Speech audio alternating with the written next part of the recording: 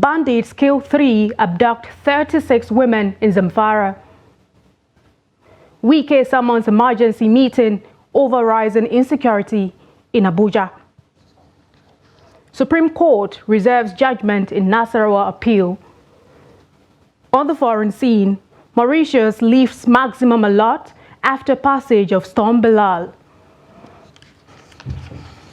Hello again and welcome to the Trust TV News Update. I'm Aisha Salihu. Thank you for joining us.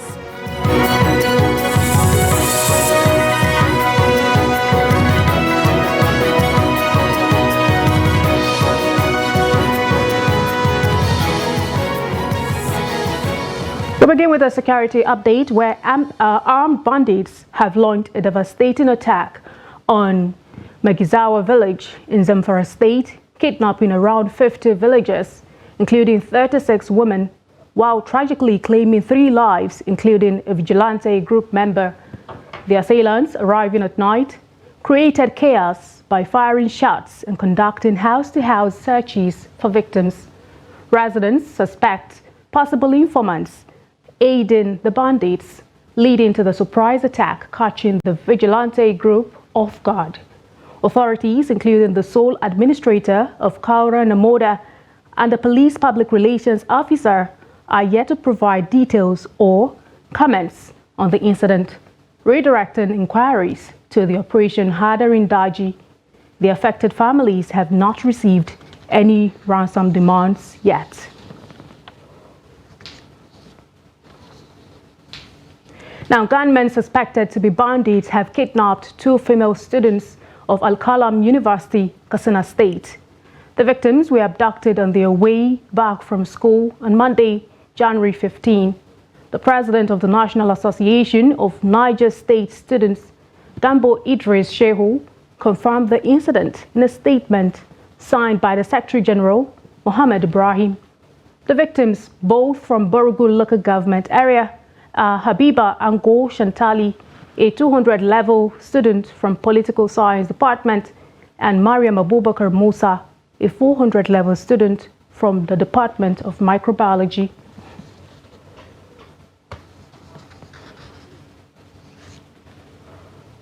Now, joining us via phone is Trust TV's reporter in Katsina State, Abdullahi Yamadi.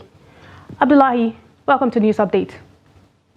Thank you and welcome to Katsina, if you are coming. Now, I'd like to start off with, I want to know, what do we know about the fact of the abduction and what has the authorities confirmed so far? Well, from this end, there is little or nothing we can tell you about the abduction because the female students were abducted somewhere in Niger State on their way back to Al-Kalam University here in Katsina. The abduction occurred not anywhere in Katsina State, but in Niger State. Secondly, source close to the school's authority here in Al-Kalam said the school saw the information of the abduction on social media like any other person. And the 2 female students were coming back from their houses in Niger, and the abduction occurred in Niger State. So they are hearing the information like any other Nigerian, and appealing to the media to wait until when they have the full information about the abduction. And the official information will be made available to journalists as soon as it unfolds, according to a source close to the school authority. I have put several calls to the director information of Al-Kalam University, but there was no response up to this moment. We are talking. And of course, the school authority, like I told you, will respond positively as soon as the information is available. Okay. Abdullahi, I understand you're saying there's little or no information following this kidnap now, but I'd like to know, do you think maybe somehow there has been some sort of ransom demand from kidnappers yet? I mean, I know your ears are on ground. Well, I tried my possible best to make some contacts with friends in Niger State and colleagues.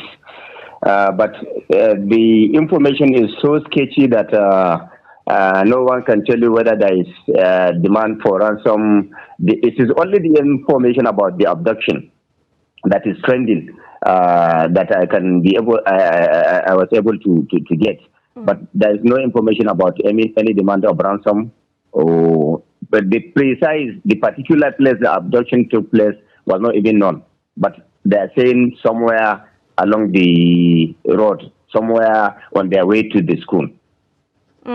Okay, so if you're saying there is not much information right now, so meaning there's no ransom demand yet, no information in that regard, are you also saying perhaps there's no rescue effort yet? Well, maybe even if there's a rescue effort, it may be from that end. That is from Niger State end. But there is no any effort anywhere here in Katsina. The only thing is we have to wait until when the information is much available. And maybe from that end, if there's any information, as we have spread our tentacles with friends and other colleagues in Niger State. So as it unfolds, we will get back to you. All right. Thank you so much, Abdullahi Yamadi, for that update. And we do hope to reconnect with you as soon as there is more information available on the kidnap of the students from Al-Kalam University in Katsina State. Thank you. Okay. Thank you so much. Now, away from Katsina State, the FCT Minister, Nyesom Wike, has berated FCT Area Council Chairman for leaving their responsibilities when they are needed at most. The minister, who was addressing stakeholders at an emergency security meeting in his office, wondered why the council chairman would be traveling out of the country even when their areas are facing challenges. Wike decried a situation where council chairmen travel anytime and then blame the FCT minister when things go wrong. He recalled the recent strike by the Nigerian Union of Teachers, noting that even when primary schools are under area councils, chairmen were not doing enough to address issues that led to the strike. He charged them to live up to their responsibilities in order to ensure the FCT is effectively administered. The Supreme Court has reserved judgment in the appeal filed by David Ombugadu of the People's Democratic Party challenging the election of Nasarawa State Governor Abdullahi Saleh. On Tuesday, the court, presided by Justice Kudirat Kekere Ekun, reserved the judgment to a date to be communicated to the parties after counsels to the appellants and respondents adopted their briefs of argument. The Apex Court also reserved judgment in the appeal filed by Major General Aminu Bande, the PDP governorship candidate in Kebbi State, challenging the election of Nasser Idris of the APC as the governor of the state. Last year, the Independent National Electoral Commission declared Sule the winner of the March 18 governorship election. Dissatisfied with the election outcome, the PDP candidate approached the governorship election petition tribunal, challenging INEC's declaration of Sule as winner of the poll. About 7 months later, Ombugadu got judgment in his favor on October 2 as the tribunal nullified Sule's election and declared him as the winner of the March 18, 2023 governorship election in the state. Sule, who was displeased with the tribunal ruling, appealed the verdict at the Court of Appeal in Abuja and secured the nod of the appellate before Ombugadu proceeded to the Supreme Court. And now to Jigawa State. The state governor on Monday led dignitaries in the state to lay wreaths on the tomb of the unknown soldier at a solemn ceremony marking this year's Armed Forces Day. The event, held at Aminu Kano Triangle in Dutse, Jigawa State capital, featured tributes to the fallen heroes who sacrificed their lives in service to the nation. The ceremony witnessed a parade by the state's military contingent. The event also featured prayers for the departed souls and performances by cultural groups reflecting the diverse heritage of Jigawa State. Armed Forces Remembrance Day holds a special place in the hearts of Nigerians as it provides an opportunity to reflect on the sacrifices made by the armed forces.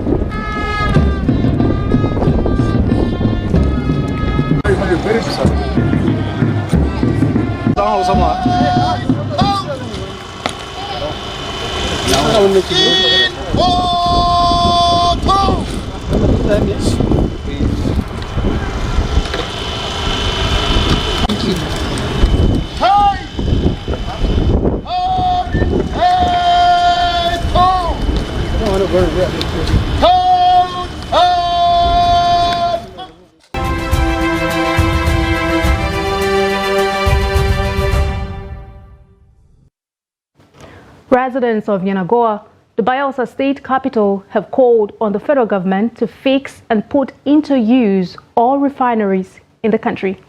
This, they said, will ensure a significant reduction in the price of petrol and, by implication, the cost of living, which has further impoverished millions of Nigerians.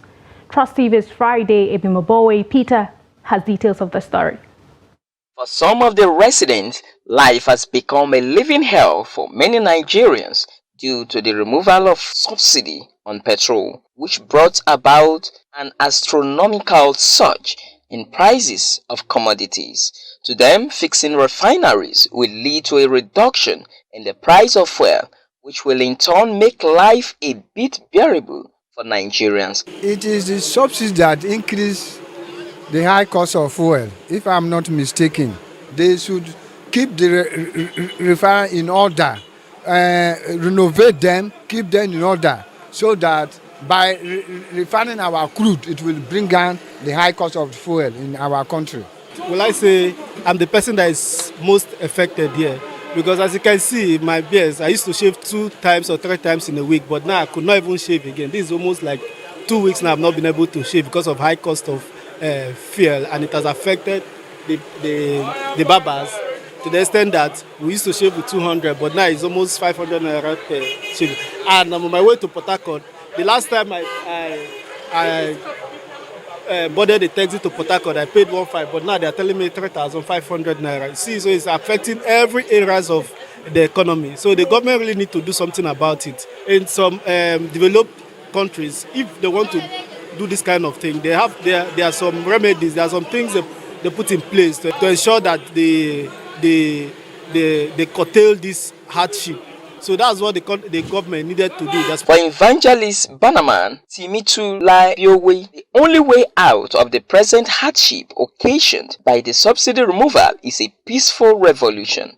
For now, I'm not seeing any possible solution, because the wicked have taken over this country. Wicked people that don't have the people at heart. They are not patriotic.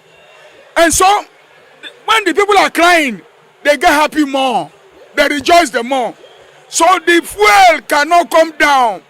Fuel will be going higher and higher. And as fuel goes higher, it affects everything. Everything will go higher and higher. So the only solution now is revolution.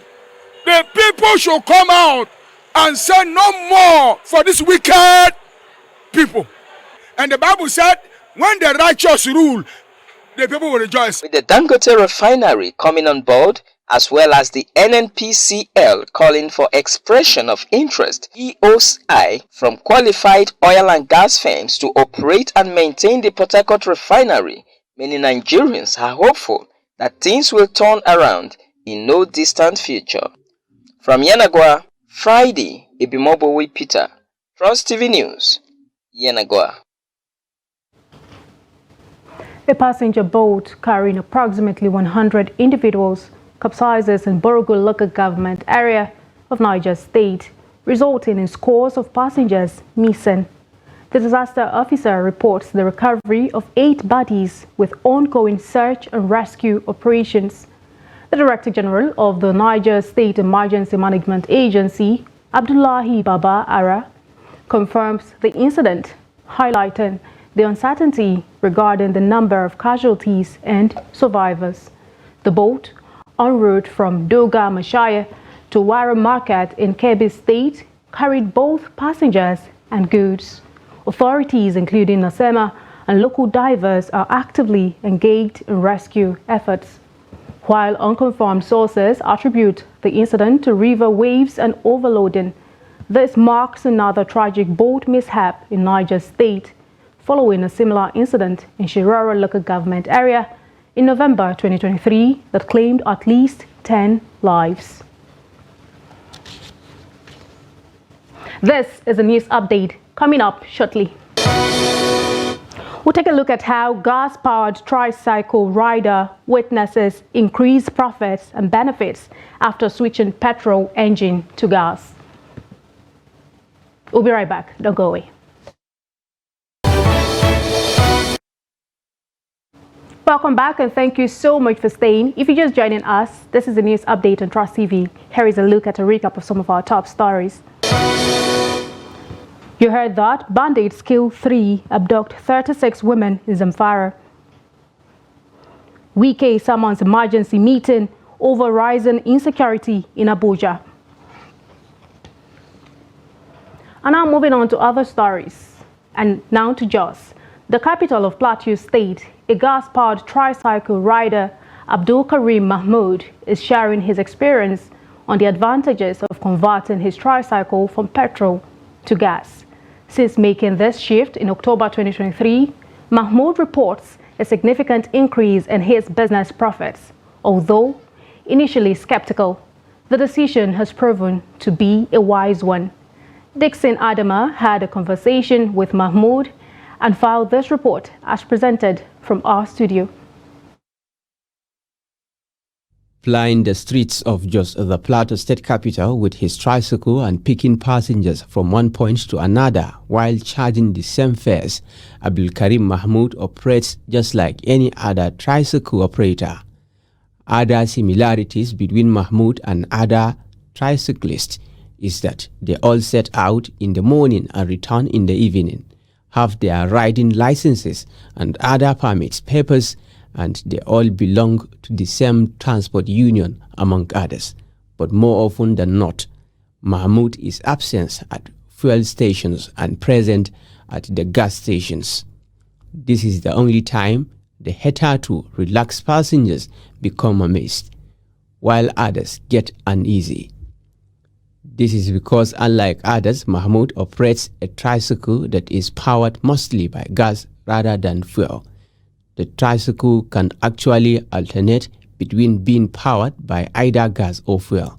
Mahmoud, who resides in Dogon Karfe area of Jos South local government, explained that the capacity of the cylinder the tricycle uses is 3 kg, adding that since he has been using it to power his tricycle, there has never been any hitches. He says it is safe, convenient, accessible, and cheaper to use as well. If I refill my gas 3 kg from 8 a.m. to 5 p.m., I'm earning like 8,000, 7,000, 8,000, 7,000 each day. So this gas is very cheaper than fuel for me. Mahmoud called on tricycle operators to approach the company for the conversion of their tricycle to alternate gas usage because of its benefits. So I'm encouraging all the members, all the Keke Napep riders to come and do this thing, because this thing is too cheaper. This gas-powered tricycle initiative followed the removal on the fuel subsidy and its attendant astronomical increase in the price. It is gathered that currently about 10 tricyclists have indicated interest and have either converted their tricycle to using gas or in the process of doing so. Now, the Ogun State Police Command has detained an inspector over alleged misconduct in Ijebu-Ode local government area of the state. Announcing the detention in a statement on Tuesday, the State Police Public Relations Officer Omolola Odutola said the inspector is being tried for an alleged assault and extortion of a 24-year-old lady at a checkpoint in Ijagun Junction near Tai Solarin University of Education. Odutola said the police authorities swung into action following a viral video that captured the inspector assaulting the victim. The police spokesperson maintained that the police commissioner has also stressed the importance of respecting the fundamental human rights of citizens at different lectures conducted for officers and men of the command. He also warned that the command will sanction any officer that infringes on the rights of the members of the public. Away from Nigeria, Mauritius on Tuesday removed a maximum cyclone alert warning as it assessed the devastation wrought by tropical storm Bilal to the Indian Ocean island nation. Bilal has claimed the life of one person in the remote Paradise Island, left thousands without power and caused traffic chaos, with numerous cars submerged under floodwaters or piled up on streets. The Mauritius Meteorological Services said a safety bulletin was now in force as Bilal was moving away from Mauritius 3 hours after announcing it was raising its alert to 4, the maximum level. The government on Monday had ordered inhabitants to stay indoors, but the restriction was eased on Tuesday, with the MMS instead saying the public was strongly advised to maintain precaution and stay in safe places. The National Emergency Operations Command warned that winds of 80 kilometers an hour were expected and waves of up to 7 meters, posing a risk of flooding in low-altitude areas. Police said the body of a motorcyclist was found on a flooded highway, the victim of a road accident. Prime Minister Praveen Kumar Jugnauth, in a statement on national television on Monday, confirmed one fatality. Bilal had already battered the French overseas territory of Reunion, leaving one person dead. The authorities there announced that its red alert would be lifted on Tuesday. And in sports, Lionel Messi has won the Best FIFA Men's Player of 2023, outshining competitors Erling Haaland and Kylian Mbappe for the esteemed accolade.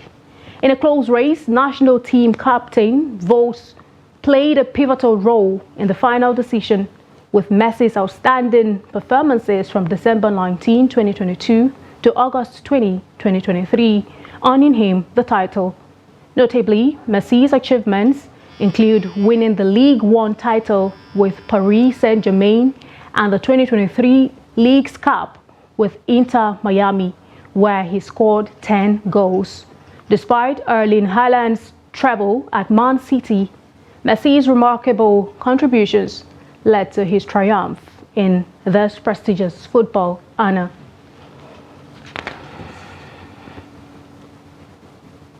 With that, we've come to the end of the news update at this hour. But remember, you can always follow us across all of our social media platforms and also join our YouTube live stream for more news, programs, and documentary. I'm Aisha Salihu, and I'll see you again.